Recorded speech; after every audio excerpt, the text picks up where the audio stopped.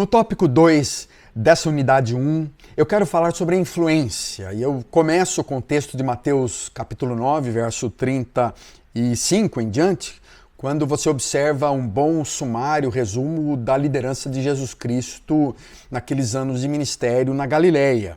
Jesus ia passando por todas as cidades e povoados, ensinando nas sinagogas, pregando as boas novas do reino, curando todas as enfermidades e doenças. Ao ver as multidões, teve compaixão delas, porque estavam aflitas, desamparadas, como ovelhas sem pastor. Então disse aos seus discípulos: a colheita é grande, mas os trabalhadores são poucos. Peçam, pois, ao Senhor da colheita que envie trabalhadores para ela. Você observa vários elementos importantes nesse texto da influência de Jesus nas cidades, na zona rural, na zona urbana, cidades grandes, cidades pequenas. Flávio Josefo chega a dizer que Jesus tenha passado por mais de 200, que nós seríamos hoje, poderíamos dizer, os distritos, províncias e pequenos patrimônios e cidadezinhas. Mas haviam várias cidades, também centros urbanos, onde Jesus frequentava, participava. Ele ia nos encontros religiosos também, como nas sinagogas. E ele estava atuando, ele estava movendo-se, transformando, mexendo com a vida das pessoas, o seu coração, curando gente cega, dando à luz àquele que nunca tinha visto, dando movimento para as pernas, gente pular que nunca tinha pulado, e vários outros casos, como ressurreição e a presença de Jesus na transformação do ser humano, mas isso era parte daquilo que ele fazia, e não era o fundamental. Aquilo apenas estava para aprovar a sua vida, que se manifesta especialmente na sua morte e ressurreição. Mas além disso, o texto fala que ele tinha compaixão das pessoas. Olhava para essas grandes multidões de uma forma compassiva, com dor no coração. O texto, no original grego, fala dessas entranhas se movendo, aquela compaixão profunda, do fundo da alma. E ele olhava como ovelhas abatidas, exaustas, deprimidas, que estavam em sofrimento, inseguras, amedrontadas, e ele cuida delas. Como ovelhas sem pastor, Jesus cuida delas e fala: pastoreai estas ovelhas, pastoreai essa gente. O líder cristão tem esse impacto de ser um discípulo de Jesus, olhar para a colheita, olhar para povos, para multidões, para pessoas e fala: eu preciso ter compaixão. Eu tenho compaixão dessa gente, eu estou ajudando, eu estou cuidando, eu estou amando, eu estou pastoreando essas pessoas. Então é um elemento fundamental no texto bíblico que fala sobre isso.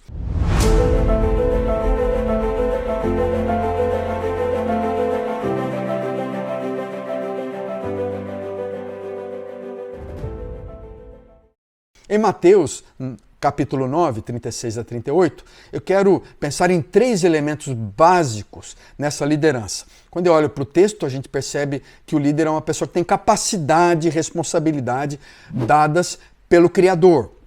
Há uma responsabilidade transcendental, divina, espiritual naquilo que ele faz. Ele também apresenta alguns propósitos que não são só dele. É uma missão que não é só dele, que não é invenção de si próprio, não tem apenas o seu próprio interesse, que é o propósito divino, o propósito de Deus para aquele grupo. E além disso tem influência. Influência é uma palavra importante que a gente vai tratar um pouco mais nesse grupo. A influência que a gente tem sobre pessoas. A influência que a gente tem sobre pessoas de tal forma a levá-las mais perto do Criador.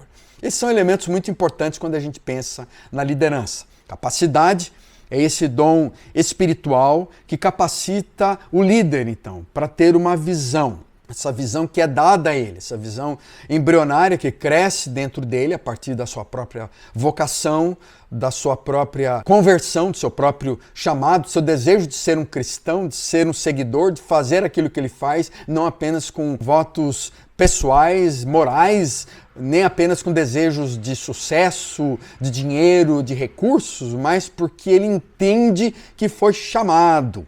Ele entende que há presença de um Deus no seu coração que lhe deu uma visão, que lhe deu uma direção para essa realidade, que tocou o seu coração de alguma forma e que ele quer sustentar isso. E parte da sua capacidade, parte da sua habilidade para liderar, isso é evidente na vida de muitos líderes cristãos, desde os primeiros apóstolos, como Pedro, Tiago e João, que simplesmente teriam falhado como seres humanos se não tivessem a presença de uma luz, a presença de um carisma da graça, que nós chamamos o carisma, sobre as suas vidas, que moveu-se dentro dele. e de alguma forma ele amadureceu, ele despertou-se para a vida.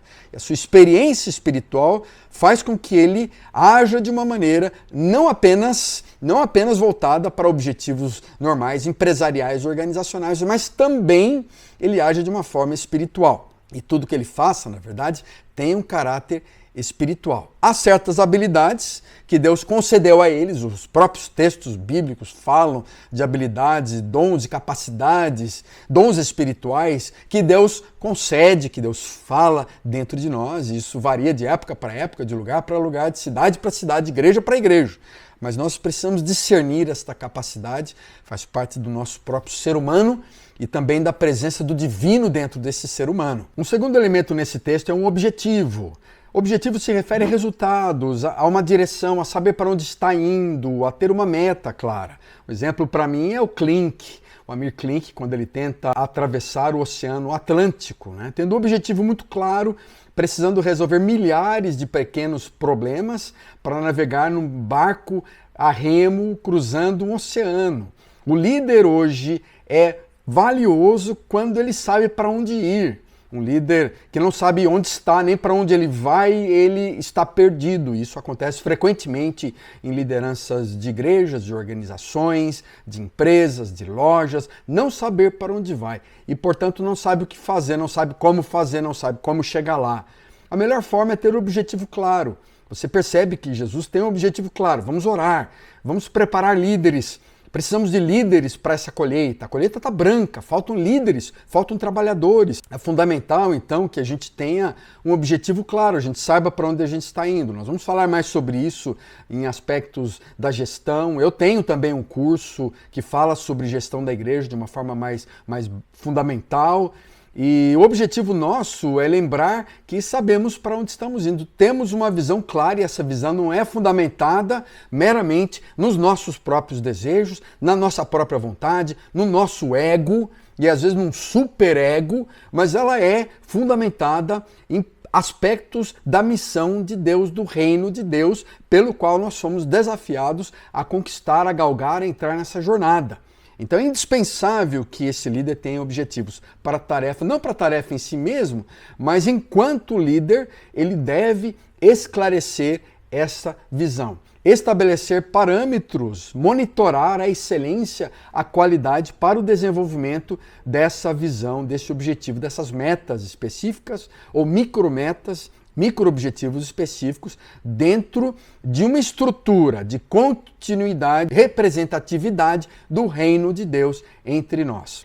Em terceiro lugar, o elemento que esse texto destaca é a influência que Jesus tem sobre as pessoas. Ele inspira sua compaixão, seu amor, sua bondade, seu serviço, sua longanimidade, seu sacrifício, ele inspira, ele anima, ele nos influencia, ele nos motiva. Todo líder precisa compreender que fundamental em qualquer movimento de liderança, em qualquer organização, é a influência que ele tem sobre as pessoas. Essa influência pode ser extremamente positiva e cristã, mas ela também pode ser danosa, patológica e iníqua. Portanto, nós precisamos saber que tipo de influência nós estamos exercendo sobre as pessoas. Mas o tema influência é fundamental e nós vamos falar mais sobre ele. Mas o tema da liderança, dessa visão compartilhada, dessa integridade pessoal que habilita cada um de nós a construir equipes, times, formar relacionamentos, atrair pessoas, é fundamental para a nossa conversa sobre liderança e os desafios contemporâneos. E nós vamos falar mais sobre ele agora. O grande interesse pelo tema da influência na liderança determinou o aparecimento de inúmeras descrições e conceitos de liderança no meio de pesquisadores seculares e cristãos sobre o assunto. O assunto liderança como influência tem sido abordado sobre vários ângulos e há várias definições desse tema.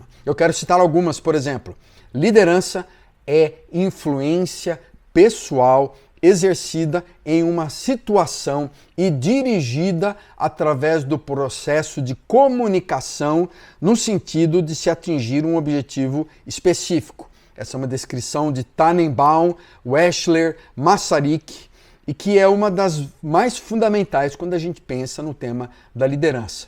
A gente está influenciando gente numa situação específica, através de um processo de comunicação, de articular o que está acontecendo no sentido de atingir um objetivo comum. Há uma outra descrição que vem uma década depois, com Kahn e Katze. Liderança é o incremento de influência, além da submissão mecânica, com as diretrizes rotineiras de uma organização.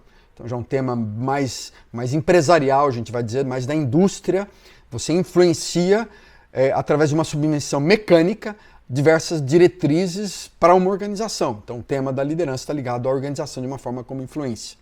Além disso, uma outra descrição é de Rauch e Belling, uma década depois, também falando sobre liderança, como esse processo de influenciar as atividades de um grupo organizado na direção da realização de um objetivo. Mais uma vez, temas ligados a objetivos, atividades, organizar, grupo. E agora, sumarizando, eu quero destacar alguns elementos chaves da liderança que o George Barna traz no seu livro Líderes em Ação. Ele fala que o líder mobiliza. O George Barna trabalha mais sobre a liderança de organizações religiosas. E ele fala, em primeiro lugar, que o líder mobiliza. O seu foco é influenciar pessoas. Ele é dirigido por alvos e objetivos.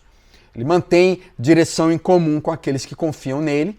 Tem pessoas dispostas a segui-lo. Então são alguns elementos fundamentais para a gente saber se o líder ele é líder.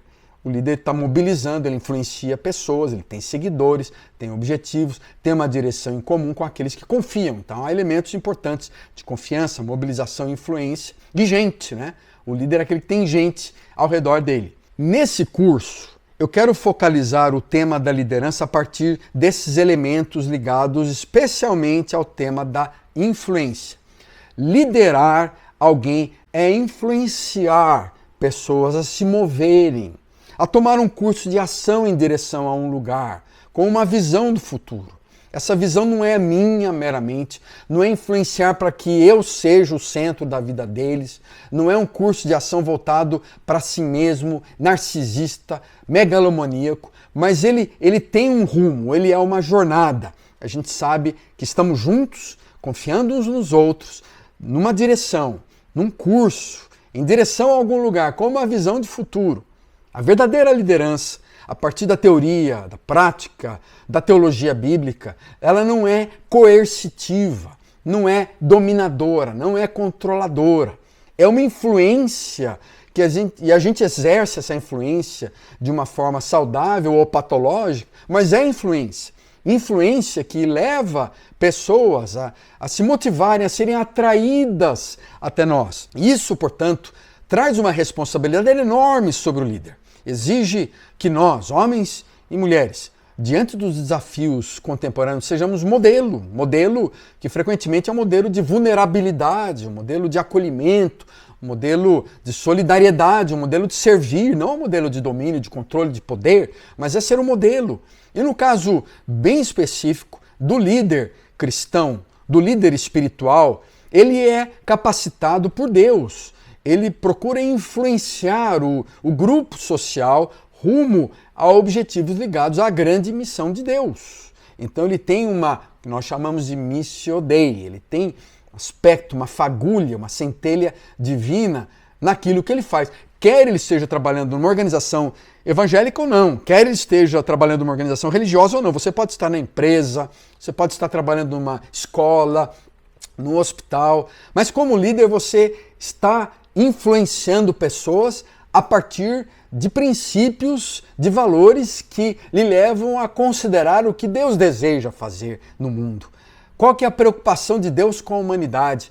Como é que o amor de Deus, da bondade, a compaixão de Cristo se manifesta naquilo que você faz? Então, naturalmente, você pode ser um médico, um advogado, você pode trabalhar no estacionamento, um lavador de pratos, o que quer que seja. O que você faz como uma pessoa que influencia, seja nas mídias sociais, seja no seu bairro, no seu grupo pequeno, na sua casa, você está influenciando.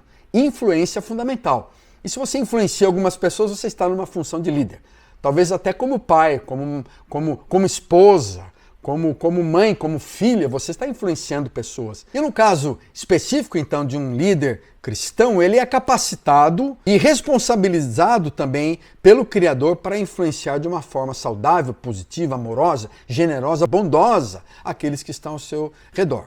Este é um curso de liderança cristã, ou liderança para cristãos. Então, naturalmente, nós compreendemos a partir de certos valores teológicos e bíblicos a teoria e a prática da liderança para lidar com os desafios contemporâneos. Então, isso é natural, não há como eu evitar. Lá no fundo, a minha identidade é muito teológica.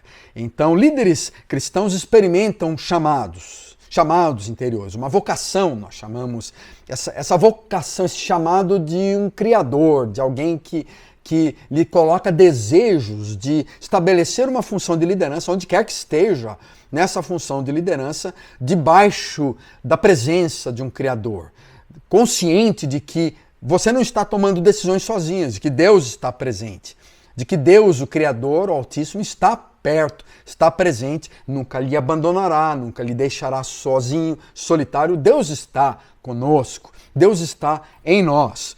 Isso leva a gente a confirmações externas que confirmam isso. A confirmações externas que demonstram que Deus está em nós, Deus está presente. Ele nos dá talentos, habilidades, o que fazemos, nós fazemos de uma forma graciosa, amorosa, porque fazemos reconhecendo que tudo que temos é espiritual também. Há uma dimensão espiritual em muitas das coisas que fazemos, e quando nós nos engajamos então nas funções de liderança, a gente lembra disso. Deus nos chama. Deus nos convida a não apenas seguir nossos próprios sonhos despreocupados com o desejo dele, mas olhar para os nossos desejos e dialogar com os desejos do Criador. Olhar também para os nossos próprios desejos, a nossa vontade de felicidade, como sendo aquilo que o próprio Criador colocou dentro de nós. Como eu já lhes disse, eu deixei aquele sonho meu de fazer uma faculdade de medicina e eu me apresentei à liderança da minha denominação num presbitério. Fui examinado por um conselho de líderes que me encaminharam para o ministério pastoral e teológico, porque eu tinha esse desejo, essa vontade, esse desejo de fazer coisas, mas fazer coisas também na presença de Deus. Parte disso era pastorear, era liderar, era ensinar, era trabalhar na obra missionária, era ajudar a assessoria de igrejas, era mentorear, um projeto muito amplo, muito vasto, que é esse chamado nosso espiritual. E eu reconheço que o próprio Criador me capacitou com habilidades, dons, e que talvez se eu tivesse tentado levar a vida sozinho, sem a presença de Deus, abandonando todos os meus conceitos de um Deus presente, levado uma vida como um pagão, como um ateu, e eu poderia ter feito essa opção. Apesar de saber, mesmo assim, Deus abençoa todas as pessoas e ama o mundo de tal forma que deu o seu filho, eu talvez não poderia e não teria adquirido certas habilidades, não teria feito 2 doutorados em teologia, não teria feito mestrado, 2 pós-graduação, porque eu teria levado a minha vida de forma diferente. Mas para mim o ministério da liderança continua sendo esse desenvolvimento de dar e receber, de dar para as pessoas, influenciar outros e de ser influenciado. A capacidade de influenciar, no entanto, não acontece instantaneamente e não tem somente a ver com a posição, com o cargo que eu ocupo, com a experiência e com o treinamento, com as habilidades que eu tenho. Eu acho que a gente pode usar uma figura aqui, nós vamos projetar uma figura que ajuda a entender esse processo, não é? Com relação à liderança e aquilo que a gente faz em seguir um líder. Há aspectos que têm a ver com a nossa posição, com a permissão, com a produção, com a reprodução, com a pessoa. São palavras que ajudam a gente a memorizar mais facilmente aquilo que nós estamos falando. Posição, as pessoas seguem a gente porque são obrigadas a seguir. Permissão, as pessoas seguem porque elas querem. A produção, elas seguem pelo que você faz na organização. A reprodução, elas seguem pelo que você já fez por elas. E a pessoa, no sentido que eu quero dizer aqui, as pessoas seguem pelo que você é, pelo que você representa, pela convergência, pela honra que tem a sua própria pessoa, não é? Nós já falamos um pouco disso nos diversos elementos da vida de um líder. Liderança, quando a gente pensa na influência, então nós estamos considerando algumas áreas fundamentais. Ou seja, tem a ver com modelo. Pessoas são influenciadas inicialmente pelo que elas veem, pelo que elas sentem, observam, percebem, sensorialmente discernem em relação aos outros. Isso é facilmente observado quando nós pensamos nos nossos filhos. Quando a gente observa que os nossos filhos pequenos nos imitam, copiam, clonam coisas que a gente faz, repetem coisas que eles ouvem, sem muitas vezes até entender aquilo que eles estão fazendo, né? Mas eles copiam. Eles são ótimos gravadores, às vezes péssimos intérpretes, mas eles copiam, eles gravam. Não importa o que a gente diga para eles fazerem, a inclinação natural dos nossos filhos será a sua própria vontade, seu próprio desejo e também imitar aquilo que eles estão vendo em nós, mais velhos.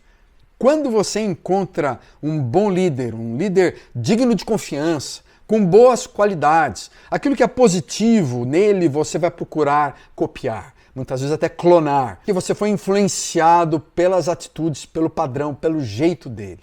Quanto mais tempo você passa a conhecê-lo, maior será a sua capacidade de ser influenciado. E da mesma forma, quanto mais você passa tempo para alguém, você vai influenciar essa pessoa. Pessoas, por exemplo, que são uma exceção a essa regra, são as celebridades na mídia. Apesar da exposição delas, elas têm a capacidade de influenciar as pessoas, mesmo não convivendo, embora nunca tenham tido um encontro face a face com as pessoas, elas acabam influenciando à distância, frequentemente de uma forma fake, forjada, falsificada. Mas modelo é fundamental quando a gente pensa na influência. Além de modelo, nós temos que pensar na motivação para o líder causar um impacto realmente significativo na vida das pessoas. Ele tem que estar próximo a elas. Isso traz o elemento da motivação, um elemento mais emocional. É uma influência motivada no cafezinho junto, no encorajamento, no abraço, nas lágrimas trocadas, na comunicação no nível mais pessoal, íntimo, afetivo, emocional. E com isso a gente vai construindo pontes de relacionamento com aquele que esteve no nosso casamento, aquele que participou no funeral de um parente próximo, aquele que se conectou conosco no momento da dor, do sofrimento, da doença. Quando as pessoas se sentem bem com o seu líder, com a sua líder, elas mesmas, num nível de influência emocional, elas estão sendo mais impactadas. Elas vão ter uma abertura mais para observar a vida desses líderes, e esses líderes acabam influenciando a sua vida através da sua motivação mais emocional. Além do modelo motivação, a mentoria é fundamental quando a gente pensa na influência que o líder tem sobre você. Esse impacto que aumenta mais e mais quando você se move no estágio de mentoria, de coaching, de consultoria, de apoio. Mentoria não é simplesmente fazer um cursinho com um coach aí da internet. Mentoria tem a ver com essa doação da vida. Um líder que partilha com você o diálogo, que ouve você, que levanta questões, que pode ajudá-lo a perceber as diversas alternativas, que pode ajudá-lo a compreender melhor o seu potencial, né? Às vezes isso acontece na terapia. Quando você está com um bom psicólogo, ele faz uma certa mentoria no sentido de levantar as perguntas certas, de ajudá-lo a se compreender. O poder da mentoria é tão forte que o líder, na verdade, ele começa a ver com seus próprios olhos a mudança que acontece na vida daqueles que estão sendo mentoriados, estão sendo influenciados. Porque eles estão ouvindo, eles estão percebendo, tomando suas próprias decisões de uma forma mais madura, observando as diversas alternativas, espaço para as diversas coisas, mas eles estão sendo influenciados a melhorar, a ter uma vida mais plena, uma vida mais apta para enfrentar os desafios. A mentoria é fundamental. O elemento final da influência, eu quero chamar de multiplicação, é um aspecto também que os teóricos da liderança observam na influência de um líder quando ele alcança sobre outras pessoas essa capacidade de formar multiplicadores, de multiplicar líderes que multiplicam outros. Isso, na verdade, é fundamental para um líder que influencia bem suas equipes. Ele ajuda pessoas não simplesmente a copiá-los, a cloná-los, a fazer aquilo que eles querem, mas a serem livres, a serem maduros para formar outros movimentos, aprenderem por si mesmo a multiplicar, aprenderam por si mesmas a reproduzir, a formar novos líderes, a crescerem, a evoluírem daquele estágio de liderança que, embora muitos tenhamos potencial para chegar a ele, mas muitos de nós não alcançam. Isso faz com que quando a gente adquire certas habilidades e a gente cresce na nossa capacidade de liderar, na nossa maturidade como líderes, a gente leva adiante, a gente influencia e às vezes, frequentemente, melhores, inclusive, quando a gente pensa numa nova geração de líderes novos, contemporâneos, para o mundo contemporâneo.